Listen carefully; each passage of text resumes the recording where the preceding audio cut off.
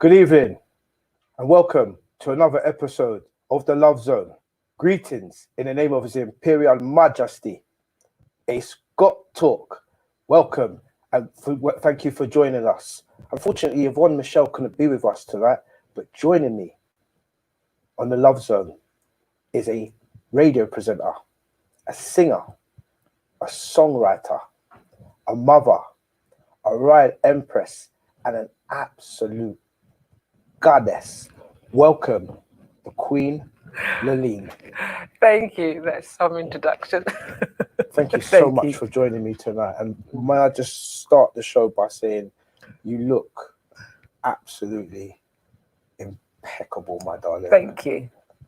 I'm gonna have a hard time concentrating tonight, So thanks for joining us. Yeah, thank you very much, and we're going to be chopping it up in a little bit. So for those that thank you for those that are joining us for the first time. A shout out to all our regular listeners. So just to give you an overview, the Love Zone started by just dissecting the 5 languages of love. The 5 languages of love is a book written by an author, and this gentleman starts to explain the dynamics of the way that we communicate our love towards one another. And as you know, we can be in relationships, but we can communicate the language of love completely differently. So over the last few shows, we looked at the 5 languages of love. The gentleman then went back and he done a review of his book, and he decided to add a 6th language to the languages of love. And once again, it's just the languages of love. Look at how men and women communicate their languages in a relationship. It's Got Talk. I'm a philosopher. I'm an urban motivational speaker.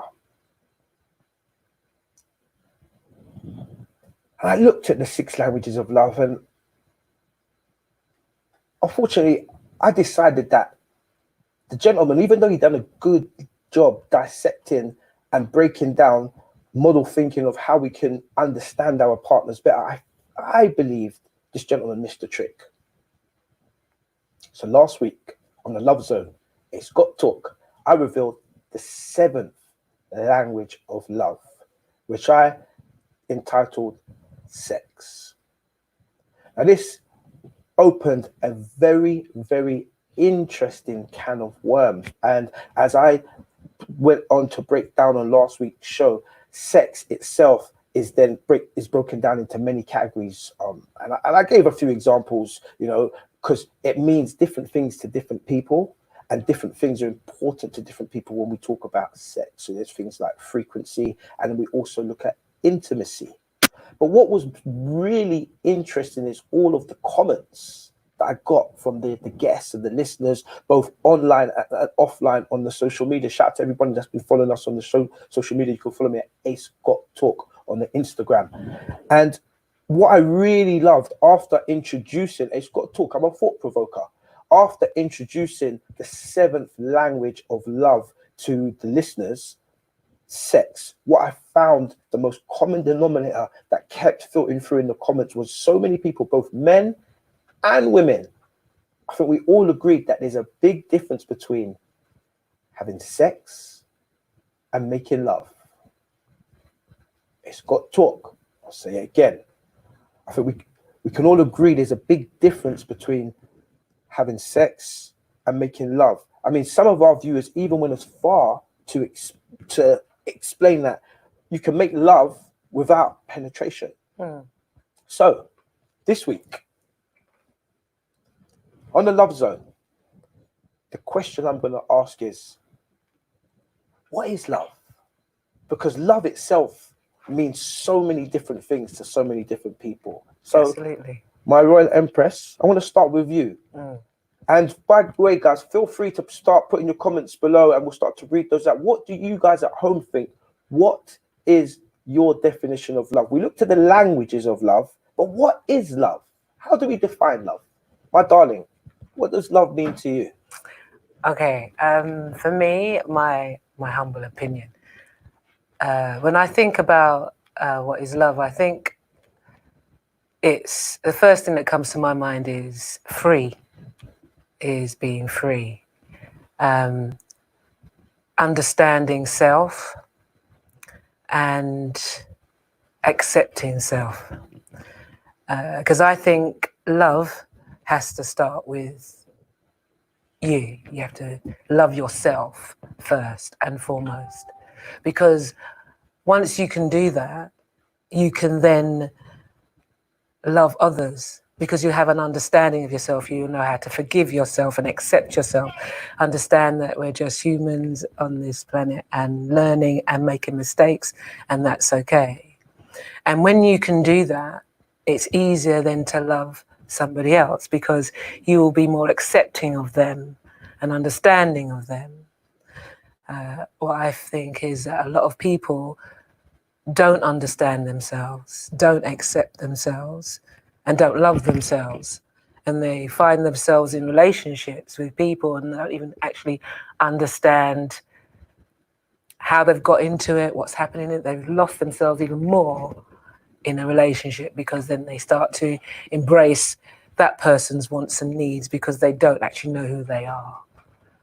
So yeah, I think for me it's about that freedom and awareness and understanding of self. Interesting. Interesting. I've got a little clip I want you to take a look at. Yeah, we'll look at this clip, and then after this clip, I want your feedback. Okay. It gives us comfort, enchants us, and makes us yearn to merge and become one with another person. Love, a powerful emotion, perhaps even the most powerful of all. Love is happiness, sorrow, jealousy, sexual desire. The kind of love that we humans experience doesn't exist in the same way in other animals. It's very interesting to investigate why love in this intensity only developed in humans.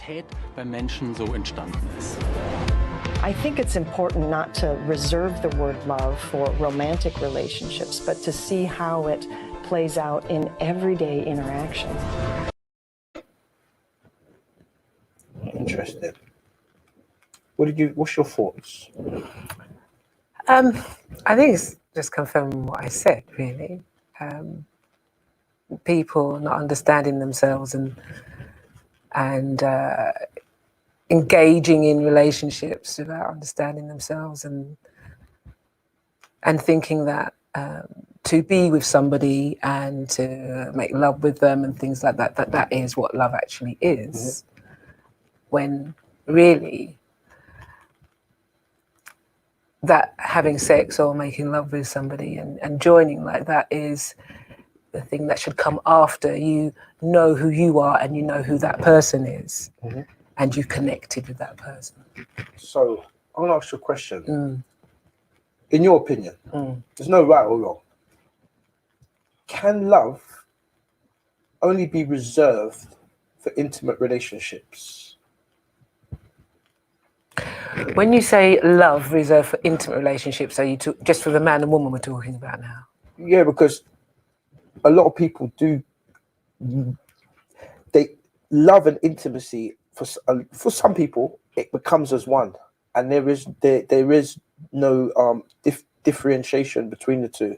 And I think just as we explored last week in relation to sex and making love being two different things, and you can make love to somebody without penetration. Yeah. I think love and intimacy is also two different things.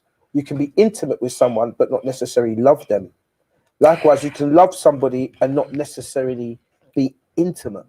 Well, when you're saying intimate, I think people, for me, confuse the word intimate.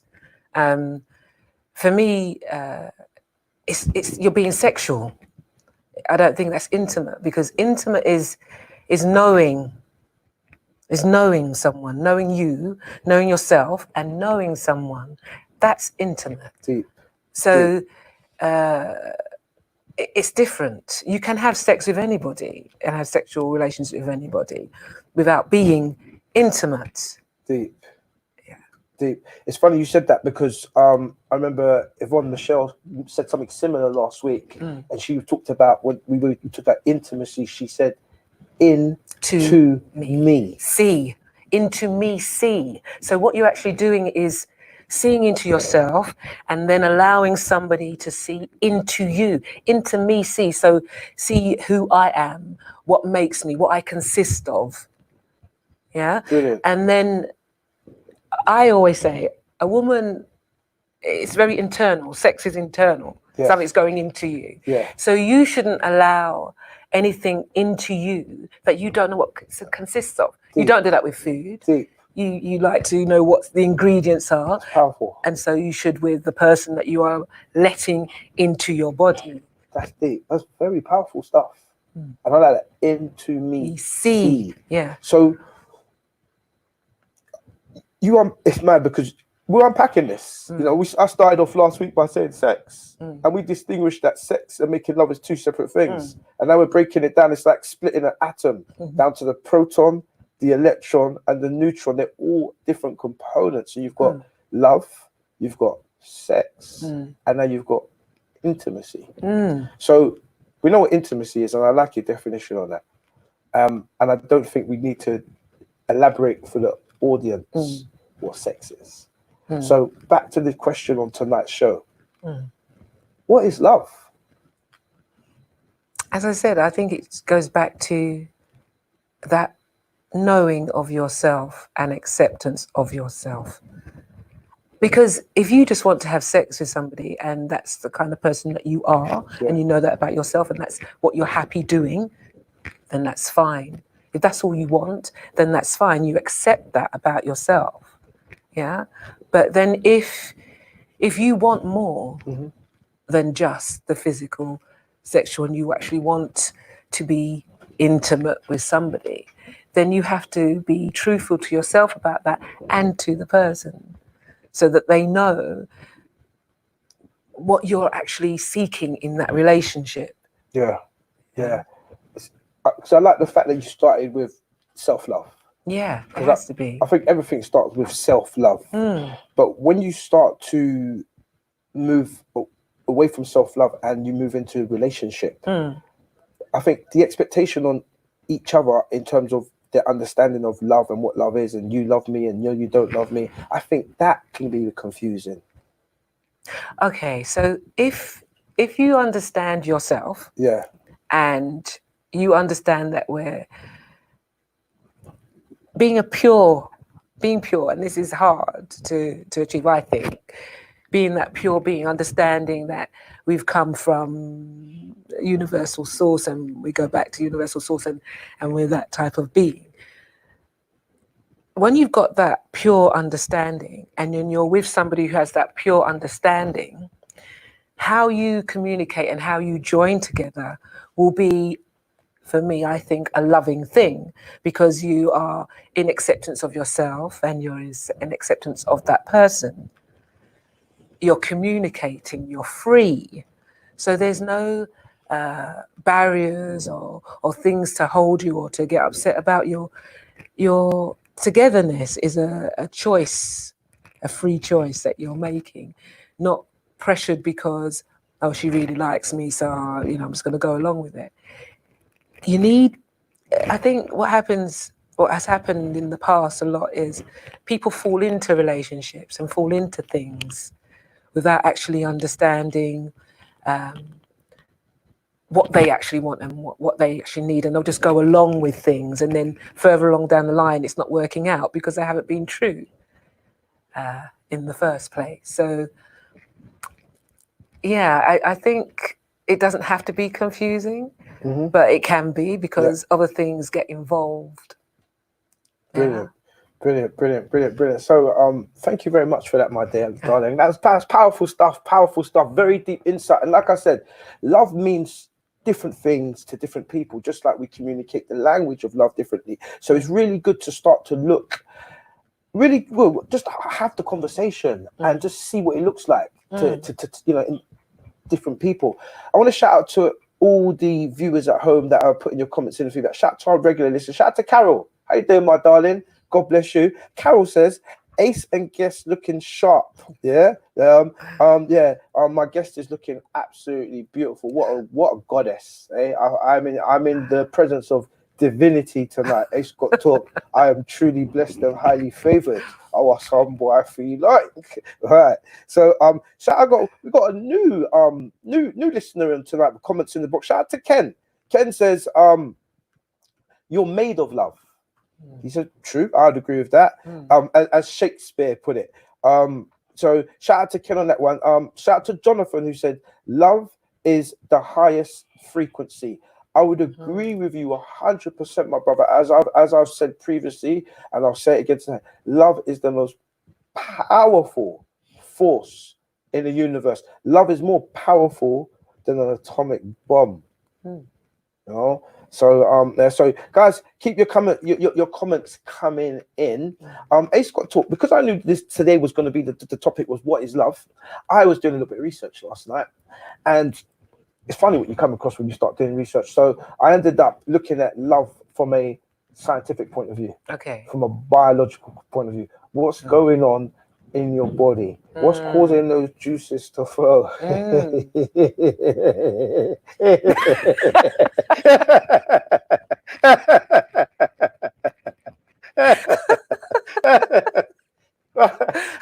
and it turned out, right, the culprit here, who's responsible, right, for getting me in a whole heap of trouble, it goes by the name of oxytocin. Yes. Yes. And before I get myself in any more trouble, we'll have a look at a clip, right? And we're gonna have a little chat after this one. People think of love as a very passive experience. You just fall into love, or you fall out of love. And in a way, that's very immature and irresponsible, because if you're trying to make a partnership work with someone, you want to understand a little bit about how love works. That's exactly what scientists around the world want to find out. What exactly is love? What happens in our hearts and brains?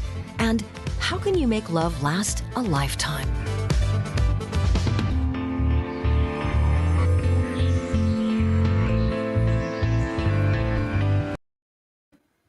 Ace got talk. So I'm going to speed things up a little bit. Now,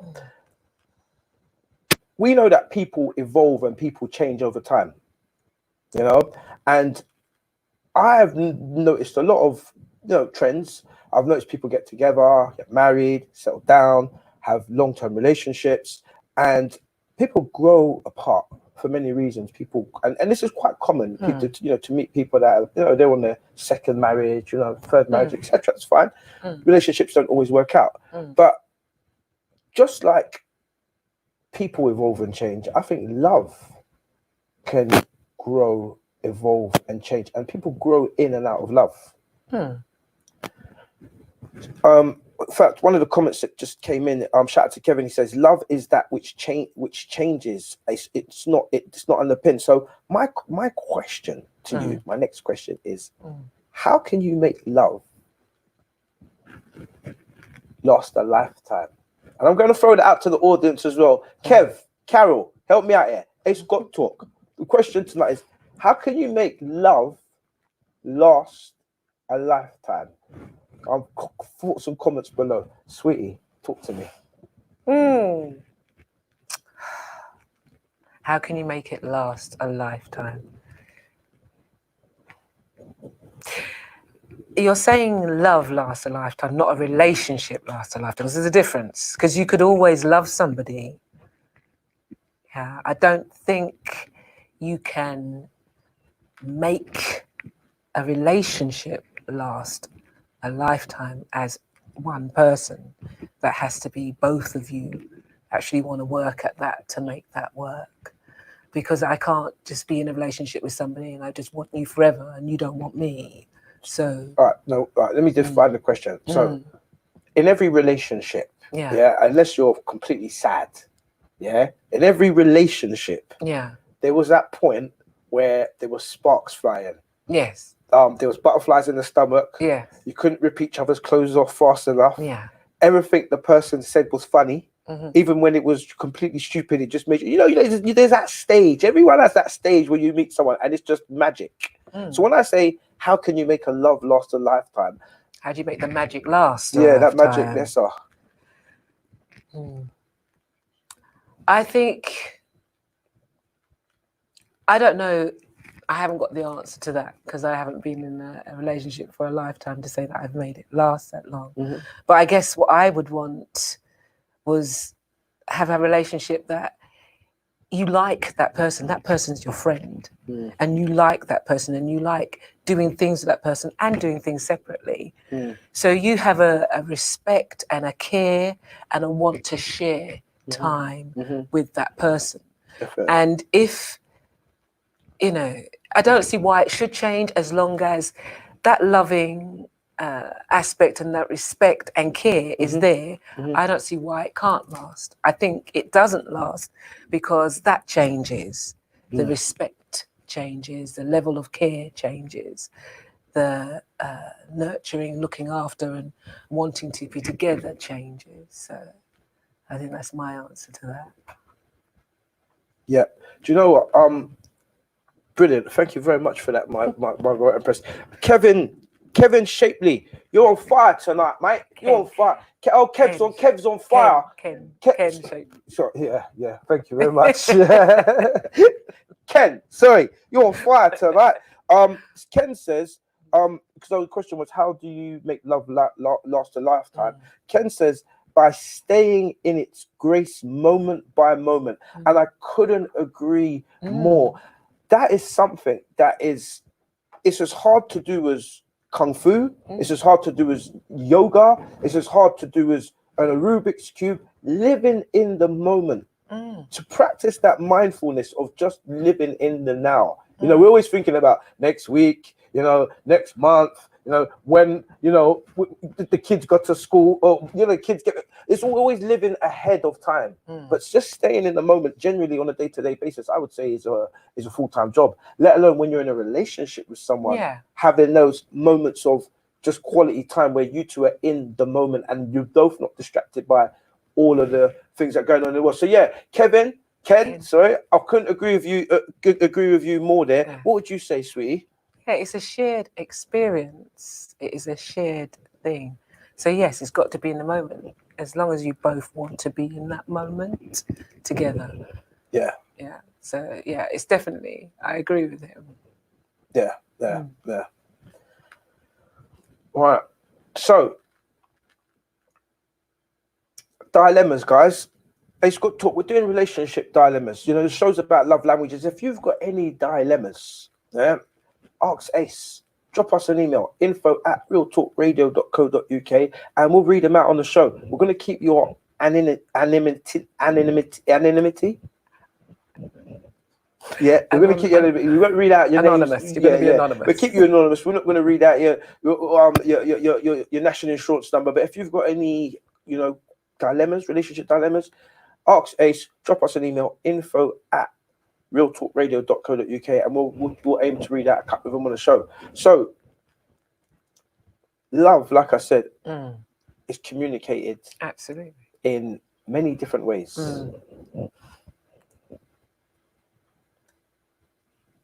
Question: can you love more than one person? Yes.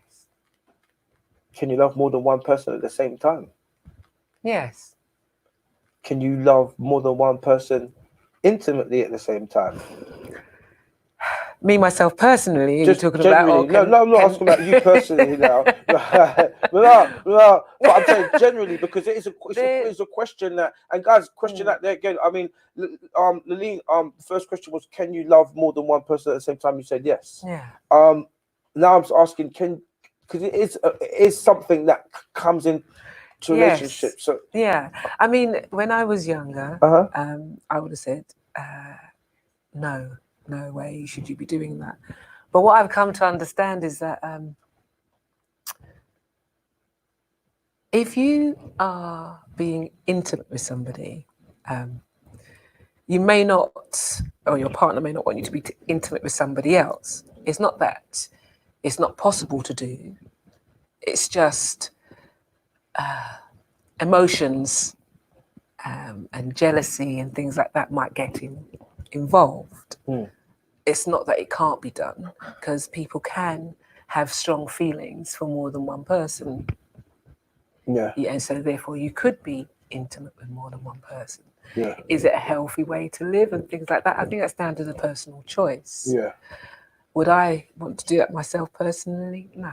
Yeah. Yeah. But I do understand why some people do it. Yeah. And I don't condemn them for it. Yeah. Yeah. Yeah.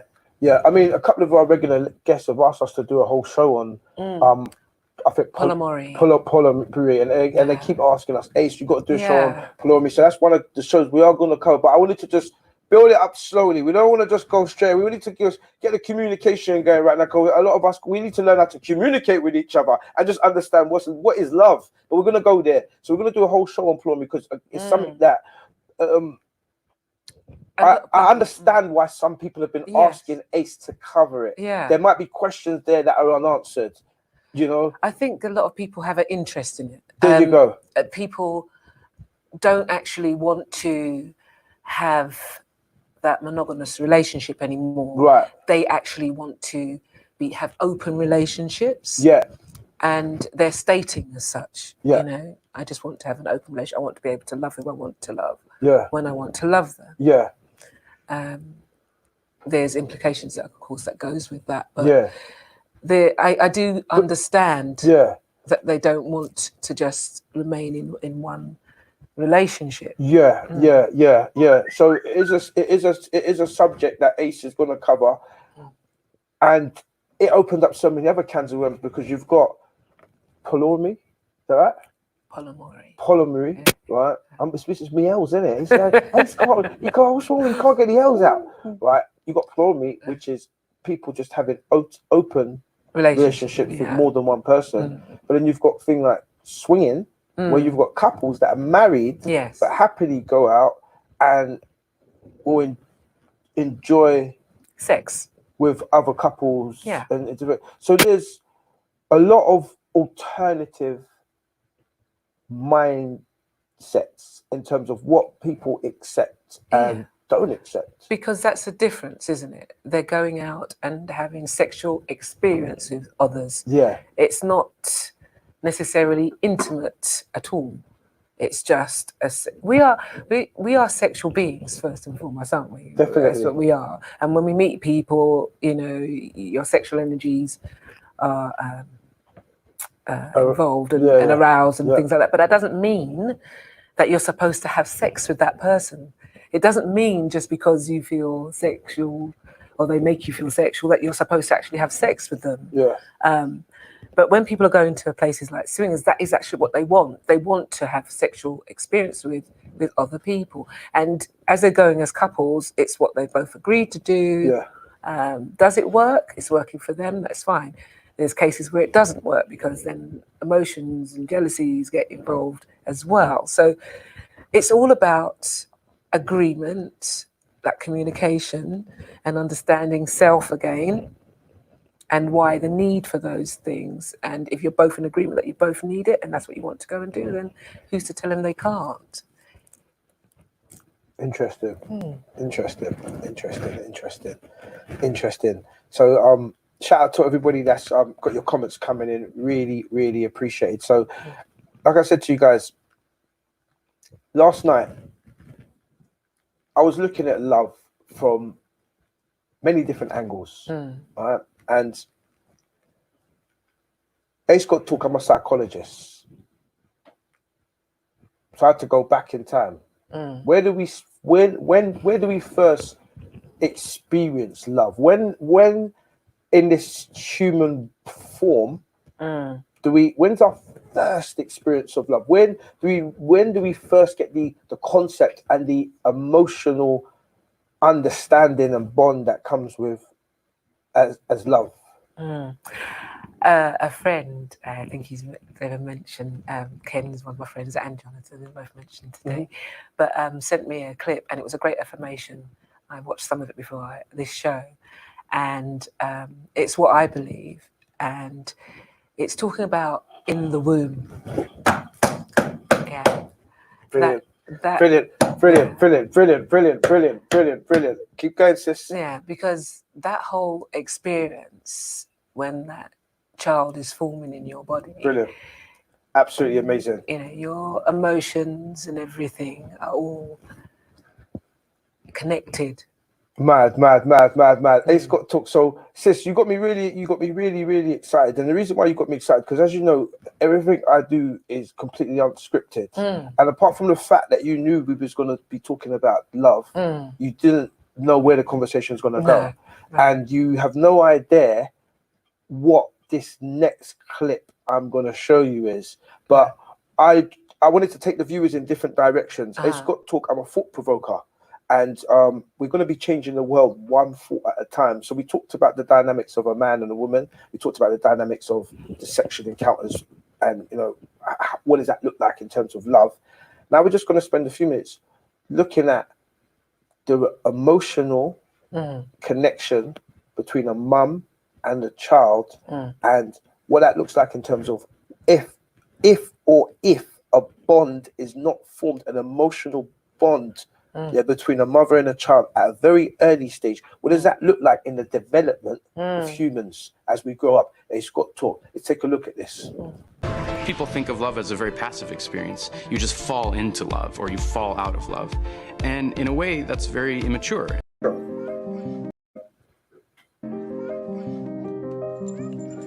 Love is a basic need. As babies, we experience it for the first time. Parental love is instinctual and unconditional.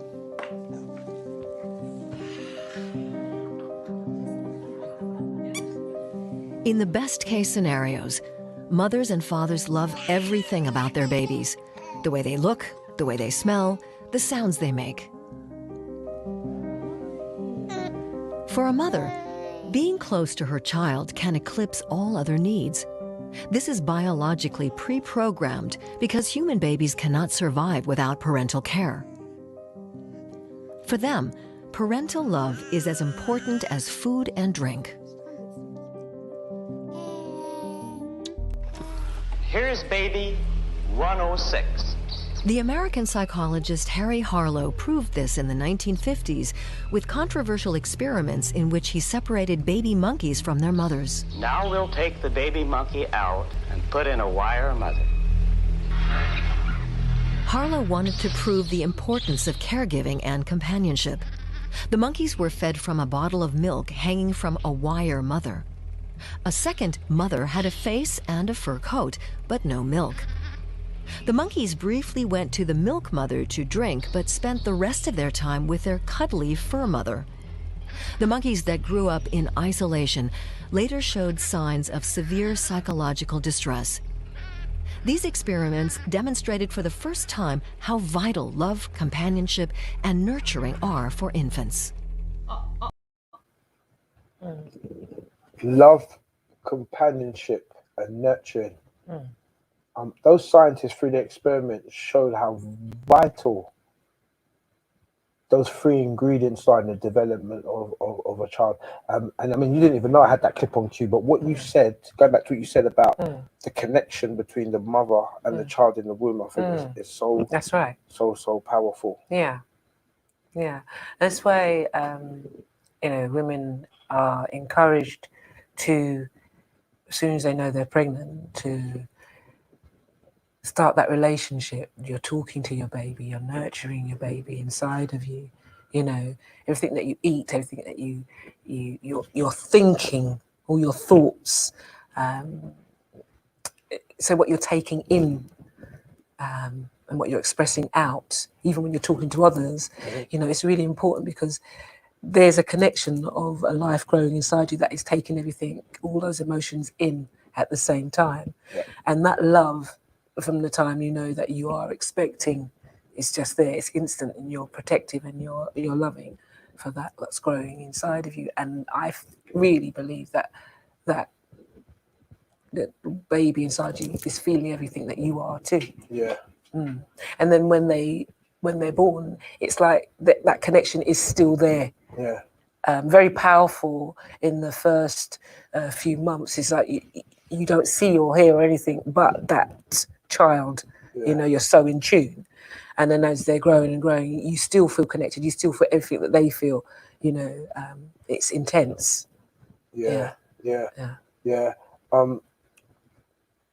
Just speaking quite generally, And I know in a perfect utopia, every woman that has a child is happy, should be happy to have that child. But you do have some women that do have really bad pregnancies. Yes. And then they even suffer afterwards with things like post-traumatic stress. Yeah. No, it's postnatal. Postnatal, yeah. Postnatal. And that can affect the relationship they have with the child, especially if they've got what they call a cryy baby. Baby that's always crying. Up in the middle, like mum can't sleep tight. It can really affect the bond. And I mean, I only showed you a short bit of that clip, but it did go on for a bit longer. And I was really fascinated, but also quite shocked at the difference in the psychological damage that those monkeys showed later on in life that didn't have those early bonds and those early connections and that early love and that early nurturing from their mother. Yeah, absolutely. I mean, it's a horrible thing to watch anyway. It's disturbing. I know they do it in the name of science, but it's disturbing to me. Definitely. But that is true. That children are affected and can be affected for life if they haven't been nurtured at an early age. In my counselling work, I have worked with a lot of people who have had problems because of their early childhood and not being nurtured, not being loved by their parent. So it is paramount. It really is important. And there again, it comes back and again. I mean, you're loving yourself. I mean, it's a cycle, isn't it? Yeah. If you haven't been shown love, if you've never been given it, it's hard for you to then give it because you don't know how. So, as early as possible, we have to give love to that growth inside you, and when they're born you have to give that love and care and nurturing, so therefore they are able to be able to experience that and be able to give it and to be able to love themselves. Now, I mean, you started the show with an answer to the question, what is love? We talked about self-love. Yes. And coming back full swing, 360 degrees back to self-love. So for the listeners at home, they're sitting down, they're watching this show. And I use the term as well, love yourself. What does that look like? How does one love themselves? Well, it's loving yourself, not to the detriment of others. Let's get that right. It's not about it's all about me and being selfish and things like that. Because when you really, truly love yourself and understand, again, I keep saying, it's understanding who you are on this journey that we're on, this earth plane. Once we understand who we are, our loving of self is about acceptance of self and understanding of self and caring of self, so that you don't allow others to treat you in a way that feels uncomfortable for you, that you don't like. You move yourself away from negative or hurtful experiences. And that, when you love yourself and then you find somebody to share love with, it is an amazing place. Because as you know, when you love your children or when you love your friend, that energy, that energetic feeling, that oxytocin that you get is mind-blowingly amazing. So imagine sharing that with somebody who's on that same wavelength as you, who's going to be caring and loving and nurturing. It's going to be bliss. Why would you not? Why would you want it to end? You are going to do what's necessary to keep that bliss, because it's a beautiful place. Definitely. Hard to obtain because not everybody's on the same wavelength. But once you understand yourself, once you've got to that place, you then start to look for the like-minded person who is going to share that experience with you, and know that it's that the sexual part of it comes after the connected part of that, and that connected part of that is mind-blowing. So then the sexual part is going to be definitely, and I think it's fair to say this when we talk about making love to somebody without penetration. Because I'm putting this out there, and I don't care. a woman, this is me. I don't care what I'm at, what anyone else wants to say. I can say what I want. A woman can make love to my mind. Not all women, but if you're on that level where you can mentally stimulate me, it's like you're blowing my mind away. Sapiosexual, You see me? Yes. And I'm into that. Yes. You know, if we can connect with it, there's some women you talk to them and you're making my mind have an orgasm. So you understand what I'm saying? So absolutely. When you connect on that level, like you said, the penetration, so to speak, that just becomes a bonus because you're already there. You know, and there's so much stimulation you can stimulate the body with, like I said, without even getting that far. Absolutely. Yeah, I totally believe that. But what I'm saying also, though, when you have got that connection, that mind-blowing connection where you're saying that person can make you orgasm and things like that, when you actually do have that physical connection, it takes you up to another level. Definitely. It is a really nice place to be. 100%, 100%. And then the oxytocin is just like, just flowing. Yeah. 100% there. All right, so let's help some of the listeners at home. All right, let's say, throw a few hypotheticals at it. You've got a married couple, they've been married for years. I gave the example a couple of weeks ago on the show about this gentleman I know who, 59 years old now. He needs to chill out, but he's quite strong. He looks stronger than me. No, you see, he's healthy, he's strong. But I just think 59, he needs to chill out. But no, he's still going, and he's married for 27 years. First 14 years, the relationship was good, and then there's just the chemistry's not there no more. Yeah. How could we maybe give them some advice to a couple like that to get that oxytocin flowing? I think you have to understand what sex is like for them. One, why is he's interested and she's not? So why is she no longer interested in it? Do they talk about sex? Does he know what interests her? I know even if you've been with somebody for a long time, it doesn't mean that you've spoken about your sexual requirements and things like that. And they may change too. And so have there been discussions, or is it just that he's tried and she said no? Yeah. Because you have to explore that. There's going to be reasons why. Yeah. And I think what happens is people do not talk about it. I say there's sometimes a plantation mentality towards sex. Okay, break it down. Give us the plantation mentality. Well, you weren't supposed to connect when you was having sex, when they made you have sex with your partner to create babies. It was just an action. You just bent her over and did what you had to do, and that was it. You don't connect. You don't have a relationship with. Yeah. So if there's no connect, there's no talking about it, it's just a sexual act. Yeah. There is no intimacy in that. Yeah. So although you're married, it doesn't necessarily mean because you're married and having sex that you're intimate. Yeah. Because you don't understand or know what actually makes that person tick. Yeah. And what makes them tick sexually. And what makes them tick sexually may change over time. 100%. So it's something you have to keep talking about. Yeah. But there's a bit of a taboo sometimes on talking about sex. Yeah. Sex is one of the most natural things that we do. Yeah. So it shouldn't really be a taboo. Yeah. But it is. 100%. Because people don't actually like to express what their likes are, what their fantasies are. But that's all part of it, because that's all part of who you are. And there's nothing to be ashamed of. It's just what you like. That's absolutely amazing. Yeah. Brilliant. And just to come in there, sister, and I think as men, because there's a lot that has come out over the last couple of weeks in these shows, and I think as men, it's fair to say that sometimes, and it's off the back of a comment, that sometimes we're on this thing where we're like, ooh, man, this is how me do my thing. You understand? You understand what I'm saying? Why?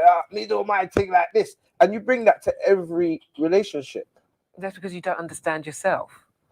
And also understanding what came out a few weeks ago is that every woman's body is different. Yeah. And how you deal with one woman and her body is completely different to how another woman might want her body dealt with. Yeah. And it's understanding those differences. Yeah. And it's not just everybody's body's different. It's everybody's sexual experience is different.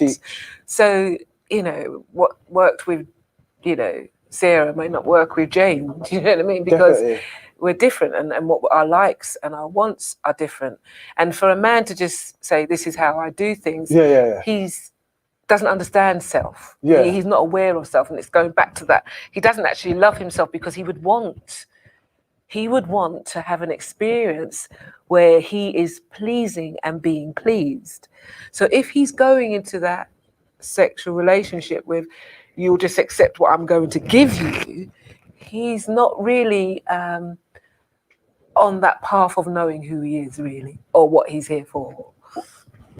That's one way to put it.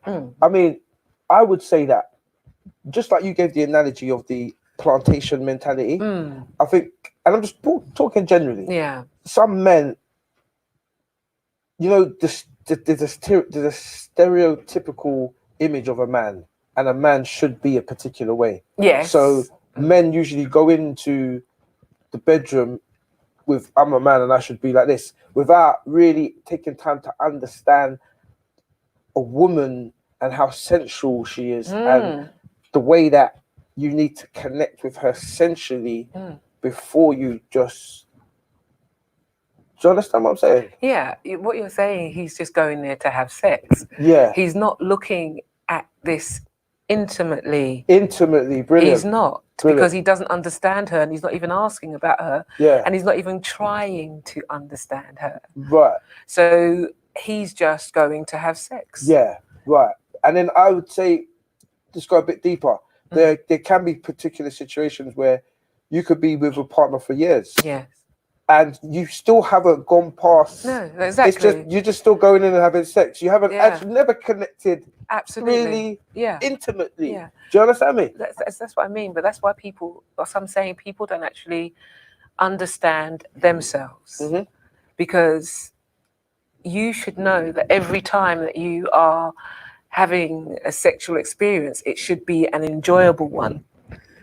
It shouldn't be just a case of, oh, you're just closing your eyes and you know, and laying back. You should be enjoying it, or you shouldn't be doing it. Yeah. And you should want that partner to be enjoying it too, because that is part of the enjoyment, to know that you're both pleasing each other. Yeah. So the fact that you're not doing that means that you don't actually understand who you are. Yeah. You don't actually love yourself enough to say, I'm not actually going to just lay down with this man because that's what he wants tonight. You know, it should be something you're looking forward to do, and something you're enjoying. Yeah. You know, and talking about and saying, I like this and I'd like that, and you know, and sharing that information. Yeah, because I think it's important that you do have those conversations, because like you said, sometimes people don't know you, like, oh, I didn't know you was into that. I mean, you might like some really freaky things that your partner didn't even know that you, but unless you have those conversations, and in some situations it can actually enhance the relationship and the connection, because you're sharing something. Who you are. Yeah, being yourself. Yes. Absolutely, absolutely amazing. I'm conscious that we're on a nosedive. We've only got about 10 minutes left now. Oh, wow. The show has just gone so quick, you know. But I want to thank you, you know, for passing through and just, you know, reasoning with the great. Yes. I want you to give me an overview. And take your time with it. What a lean overview. We talked about love, we talked about sex, we talked about intimacy. Yeah, everybody should want that person they're going to share their body and mind with, to know who they are. Yeah. So you should want to have them into you, see who you are, what makes you tick, what brings you joy, what brings you sadness, connect with you on that level of knowing. Yeah. And then when you've connected on that level, that whole experience becomes loving, because you've loved yourself enough to share who you are. they've loved themselves enough to share who they are, and then you've loved enough to come together and share that information with each other. So that whole experience lifts you up to not just this plain man, you go out, meet a woman, this, that, and the other, and chat. You passed all that because you're actually working on a different frequency. I get it 100%. Yeah. Yeah. So I think if you want to have a good relationship, you want to have a long-lasting relationship, be prepared to know yourself, love yourself, be aware. Then whoever you're going to be with, be prepared to learn who they are, know who they are before you let them enter into who you are. This is brilliant. I want you to repeat that again for you. Know yourself, love yourself, be aware. You said you've got to know yourself, love yourself, and be aware. Yeah. And then anyone you're getting into, Yeah. you should be aware of them. Yes. Before they know who they are, before you let them into you. Yeah. Share that. That's powerful. Yeah. That's powerful.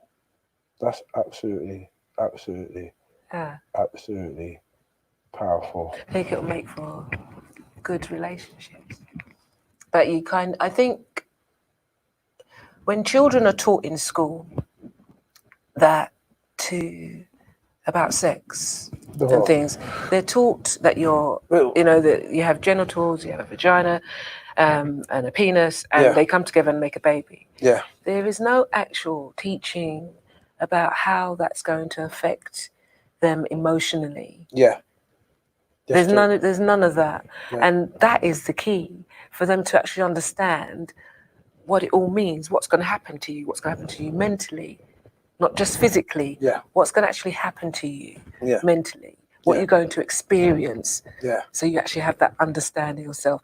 That is what should be taught first. Yeah, because I haven't touched on it today deliberately, actually, because I wanted to just float around the love aspect, and I didn't want to blur the lines with too much different information in the one pot. But we talked about intimacy, and we brushed over letting someone into you. But we never talked about the spiritual implications that has on the being and the vibration, so we won't touch on that today, but it's not just physical. It goes. No, but that's it. That's the frequency. That's what I'm talking about. That level that you go to. Yeah. Because it's a spiritual thing. It is. Because you're aware of yourself. Definitely. You there become aware of that person. Yeah. You are actually sharing that experience and connecting as one.